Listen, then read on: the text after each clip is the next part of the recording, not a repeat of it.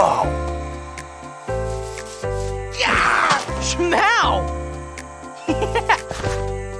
Hold on. Need a lift? Haha, yeah! Jackpot! Whoa!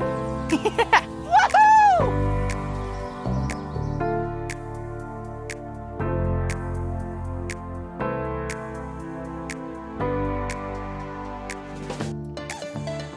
Hello, what is up YouTube? Josh here speaking. Today we're gonna be doing a LEGO review for the new Jack and the Beanstalk set. As you may or may not be aware of, this set is not made by LEGO, as it is designed by a company called Funwhole. Funwhole was founded back in 2014 as the world's first lighting bricks manufacturer.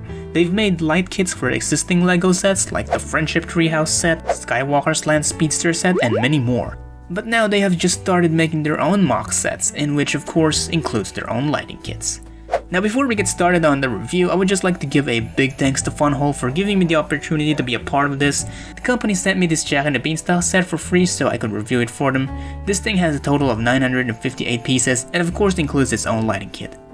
So first off, let's have a quick look around the box. As you can see, the packaging has less graphic images on it compared to your average LEGO boxes. Usually LEGO sets have colorful packagings, which is probably to attract kids. However, this one chooses to have less of that and focuses more on providing a darker colored box, in which I do actually like because it really highlights the idea that this product works best in the dark. Now let's have a look inside of the box. The first thing you'll get is of course the instructions booklet, the bags containing the light kits and tools, and a total of 4 plastic bags containing the rest of the pieces of the set. Okay, so now we're just gonna be building this set in stop motion and then we'll continue on with the review. So yeah, be right back.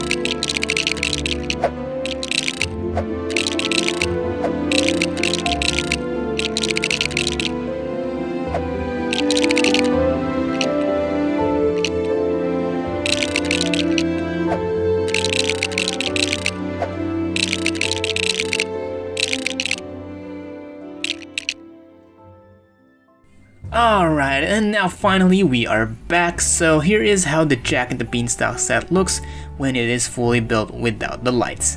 And here it is with the lights. Yeah! So if we're talking about aesthetics here, I just want to say that this looks beautiful, especially with the lights. As you can see, this is how it looks like inside my room with all the lights turned off.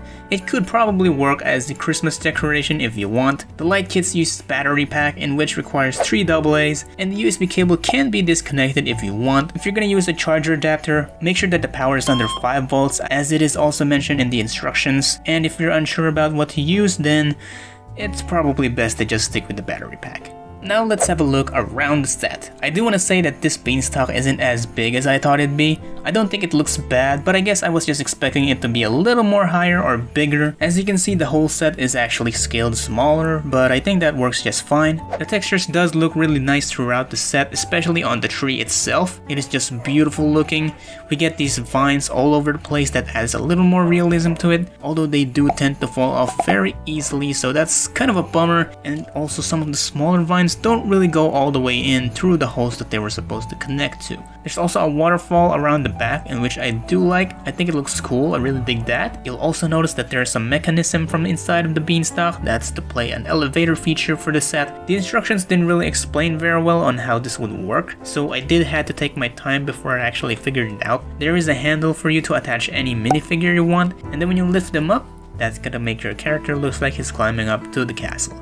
And just speaking of the castle, let's go over to the top. Personally, this is my favorite part of the build. I just love how the clouds look like it's floating the castle on top of the Beanstalk. It kind of reminds me of Cloud Cuckoo Land from the Lego movie. And then of course you do have those sick lightings that just brings the whole set to life. I love it.